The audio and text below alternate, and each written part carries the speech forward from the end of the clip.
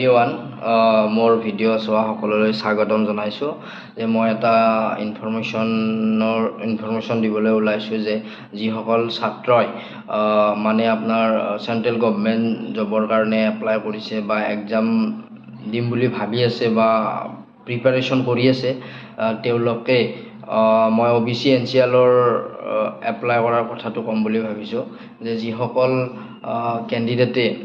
railway group ডিৰ exam দিম বুলি ভাবি আছে বা আগতে যদি তেওঁলোকৰ OBC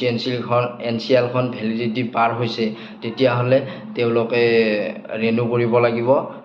মানে এক্সাম নিদিয়াৰ আগতে কৰিব লাগিব নহ'লে আপোনালোকক ৰিজেক্ট কৰি দিয়া হ'ব এইটো আপোনালোকৰ ৱেবছাইটত জনাইছে চাব পাৰে সকলোৱে যে মোৰো মানে আপোনাৰ OBC NCLখন মানে ৰিনিউ কৰিবৰ টাইম হৈছে এবছৰ দুবছৰে হৈ গ'ল এতিয়া ময়ো গ'লোঁ আৰু আপোনালোকক সেইটোৰ বিষয়ে অলপ ক'ম বুলি ভাবিছোঁ যে মানে কেনেকৈ আপোনালোকে এপ্লাই কৰিব লাগে আজিকালি ডিজিটেলেই হৈছে আগতকৈ বহুত সুবিধা হৈছে ডিজিটেল হোৱাৰ বাবে কিন্তু কি ডকুমেণ্টছ লাগিব OBC NCLৰ কাৰণে মই সেইটো জনাইছোঁ অলপ যদি আপোনালোক গাঁৱৰ হয় গাঁৱৰ বাসিন্দা হয় তাৰ গাঁওবুঢ়াৰ পৰা আপোনালোকৰ চাৰ্টিফিকেট লাগিব দুখন লাগিব এখন আপোনাৰ প্ৰমাণপত্ৰ মানে জাতি পৰিচয় প্ৰমাণপত্ৰ লাগিব তাৰপিছত গাঁওবুঢ়াই লিখি দিব আপোনাৰ ইনকাম আপোনাৰ ফেমিলি ইনকাম যদি আপোনালোকৰ ঘৰত কোনোবা চাকৰিয়াল আছে পে স্লিপ লাগিব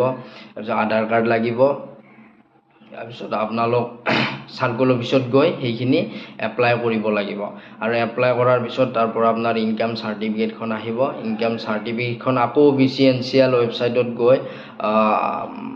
আপোনালোকে অনলাইন যে কৰিছিলে তাতেই গোটেই ডকুমেণ্টছখিনি আপলোড কৰিব লাগিব আপলোড কৰাৰ ফলত পিছতহে আপোনালোকৰ মানে OBC NCLখন লাষ্টত আহিব যদি যিসকল ৰেলৱে গ্ৰুপ ডি এক্সাম দিম বুলি ভাবি আছে তেওঁলোকে এতিয়া উলিয়াই লওক নহ'লে এক্সামৰ পিছত উলিয়াই ল'লে অসুবিধা হ'ব পাৰে যিহেতু ৱেবছাইটত লিখিছে